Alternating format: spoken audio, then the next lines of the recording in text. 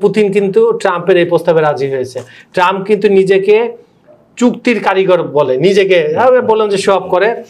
তিনি তাৎক্ষণিক 3.5 ঘন্টা যে বৈঠক হয়েছিল সেখানে একটা প্রস্তাব দিয়ে ফেললো যে ঠিক আছে ন্যাটোতে যাবে না, কিন্তু ইউক্রেনকে ইউরোপিয়ানের পাশাপাশি আমরাও নিরাপত্তা দিব। তাই এটাতে একটা মৌন সমর্থন পুতিনের ছিল।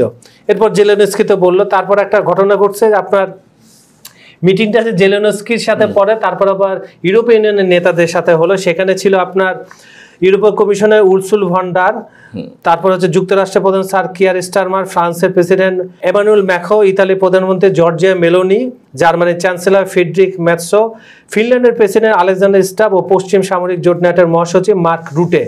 এদের সাথে যখন ট্রাম্প বৈঠক করছে, ওই যে আনপ্রেডিক্টেবল ট্রাম্প কি করেছে, তখন ওদেরকে থামিয়ে বলে দাঁড়া আমি একটু ফোনে কথা বলে নিই, এবং 40 মিনিট কথা বলছে। 40 মিনিট তাদেরকে পুতিনের সাথে ওরা কিন্তু পরিত্যক্ত হয়ে গেল।